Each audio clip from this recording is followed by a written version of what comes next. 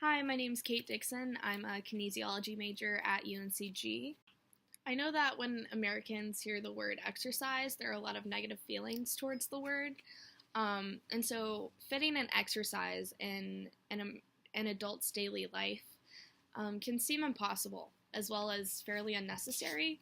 So we just have to think about the benefits um, of working out, and our mind will usually go to the physical aspect of it and how our bodies will physically feel better, which is true, but we like to ignore that our mental health is actually benefited a lot as well.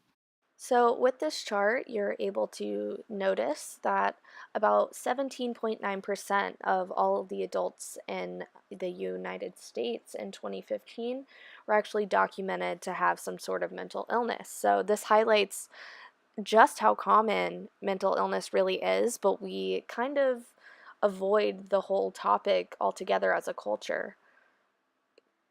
It's even interesting to notice that more female adults are actually diagnosed with mental illness as well as people with mixed races.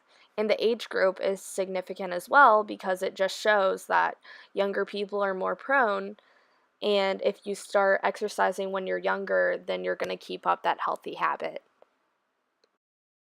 So, actually, working out can directly correlate to mental illnesses like depression and anxiety, which are surprisingly very common in the United States. So, many common symptoms of depression would include things like high stress levels, feelings of worthlessness, not sleeping at all, or sleeping too much. And so, these symptoms can be gradually helped with just a few trips to the gym a week.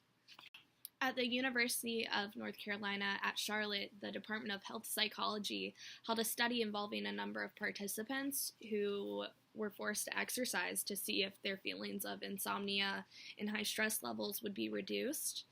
And they reported that they learned to associate exercise with a lot of their positive mood changes, and they ended up sleeping better as well.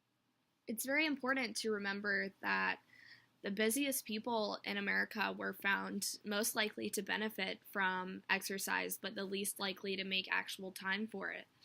So, not only is there statistical data to prove my point, but I also have a lot of personal experience with the subject matter. So, when I was about 14 years old, I was diagnosed with clinical depression and anxiety.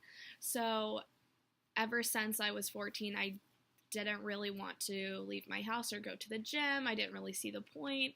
I had read about it online about how exercise will improve how you feel and it can definitely help depression, but I never really saw the purpose of going out and trying. So I recently became interested in going to the gym because of a lot of female bodybuilders that I followed on social media. And I liked the way how strong they looked and how happy they seemed. So I got a gym membership about 8 months ago. I started going. I really enjoyed it. Once I got down a gym routine that I liked, every day I look forward to going to the gym, and it really gets a lot of stress off of my mind.